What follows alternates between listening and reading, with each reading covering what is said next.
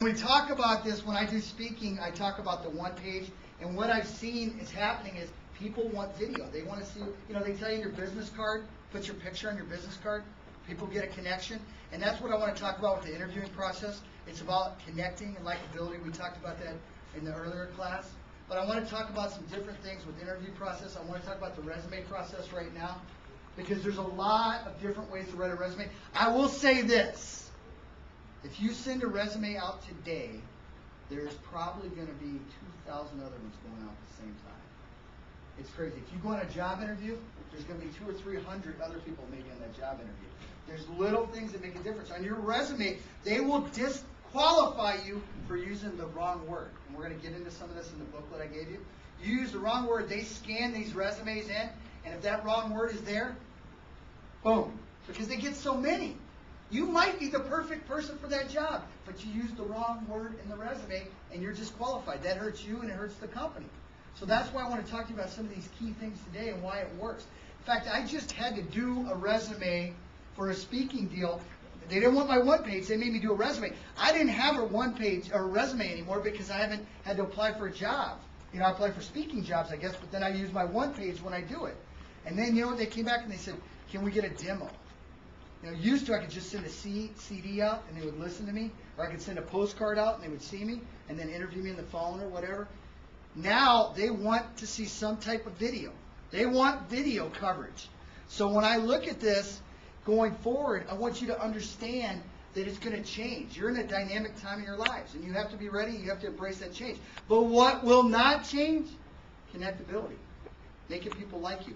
I once went and did a keynote address for this big company. And I got done with this company, and the CFO was there, and he does all the hiring, all the main hiring, all the executive hiring. And the guy's name was Mel Maisel. I said, Mel, is there anything you could tell me that I can pass on to the young adults that I talk to that would help them as far as job interviews and how that process takes place? Is there any one little thing? He says, pay attention to the details. He says, you know what I used to do, Dave, when I would interview? And he's retired now, but he says, you know what I used to do? He would take paper clips and put them on the floor, and he would welcome you, and he had a big office. He'd be sitting behind his desk there, and you'd have to walk by these paper clips. If you stepped over the paper clips, didn't acknowledge them or pick them up, you weren't getting a job. I don't care if you're the smartest one, the best resume, you weren't going to connect because two reasons, he said. One, either you didn't see them, so you don't have any attention to detail, then I don't want you working here. Or two, which is even worse, you don't care. Whatever, paper clips, that's his problem. So I really don't want you working here. So little things make a big difference. Like I always say, 10% is what happens to us. 90% is what we do with what happens to us, how we deal with it. What is attitude? Attitude is thoughts, feelings, and actions. The thoughts flow in, become part of our feelings lead to our actions, and our actions give us our results. So if we don't like our results, we need to change the way we think. We do. We need to really connect and become something that is a fluid situation. We can evolve in this situation to get the job we want. And when I look at this resume, and I'll pull this down, when I look at this resume, and this isn't necessarily the type of resume that I would write, but what they're trying to do is promote right here. When you get done, and if you let me just say this: if you get some type of post-high school education or training, you will double your income over your lifetime. Double. That's a good investment. Do it. Whether you go to Minneapolis Business College or not, that's up to you. But do it. Get some kind of post-high school education. It's a great school. I would highly recommend you go in there. But whatever you do, go somewhere. Check out all your options. The reason why they put education up here first is because when you get out, you don't have a lot of job experience, correct? I mean, you maybe have some part-time experience.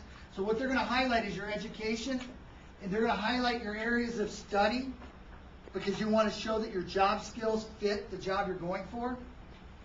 They're going to talk about your computer skills, and then they're going to talk about your experience. And if you notice in the experience, they're going to come back and put some education in this experience, and then honors and activities. Now, I will say this is an entry-level resume, so that's going to evolve pretty quickly after you get that first job. So, Mr. Corey C. Cushion. Let's see. Does your middle name start with a C too? That's okay, well, that is cool. Triple C. Triple C, what's up? Maybe put that on the top. You know, you want to stand out with your resume. You want to be creative with your resume and how you do it when you apply. It's like if you're going for an advertising job in, let's just say you live in New York and you're going for an advertising job in LA, and you send your resume out there with 2,000 other people doing the same thing, and you want to stand out. So if you sent some bagels from New York City that you couldn't get in LA, they might think that's kind of creative, that's different. But if you sent a dartboard with your picture in the center, like, pick me, that might be a little wacko, right? So you got to be careful with that. Now, objective. Now, everybody puts objective. This is good. I'm not critical of this. Everybody puts objective. That's what you want. Here's what you need to understand. What's in it for me? Right? You guys are listening to me today because you want to know what's in it for you. And I'm trying to give you a lot of stuff here. People want to know what's in it for them. Corey C. Cushing, I don't care what you want. What I want to know is, can you help me? Triple C. Can you help me? So objective is good. I don't have a problem with that. The one I prefer, summary of qualifications. Summary of qualifications. This is why I'm qualified for this job. This is my summary of qualifications. So if you look on the job posting, you know what I do? I look at that job posting and I pick out everything in that job posting that I'm qualified for. And guess what would go in my summary of qualifications? Everything that was in that job posting. I want that person reading it going, Triple C, he is perfect for this job. That's exactly what we posted. Summary of qualifications. So if they say we're looking for someone that has attention to detail, is very organized, that is a team player, I'm saying my summary of qualifications, my highlight positive skills is I'm a team player, I have attention to detail, I'm very organized, and then that guy's going, boy, it hits right back in my face. That's perfect for this job. I like the objective. That's very good. Very good. And then work experience. The work experience is good. You know what I like here? He's got it. It's bulleted. That's good. It's very clean. Very clean. So here's what you want to remember. And I always tell us, this is very good. Excellent. I wouldn't necessarily change a thing. I have a different style. Multiple styles are different. Rewrite your resume for every type of job you're going for. Don't use one resume for every single job. You want to be unique to each job. Every job is different. Every job is unique. You need to customize the resume to the job. That's one thing that I would say. This is excellent. The one thing you want to get into, and I'll say this again, is what's in it for me. Find out what's in it for the employer and write that resume exactly the way he can say, Corey would be perfect for this job. He would be awesome for this job. Now, what you want to look at too is you want to go through here, and you listed on page 3, there's some power words. These are great words that are going to help you. These power words are going to have you stand out with your resume. If you use these power words, when you go through there and you look at these, then when they scan them in, it's gonna connect with your resume because you're gonna have certain power words that are gonna hit, and then that's gonna pull you to the top of the list. My friend was an insurance executive. Guy's been in a long time. Very competent guy, relatively young, go-getter. Everything's going great. People trying to hire him all the time. Just got laid off for his company because they lost so much money they're cutting back.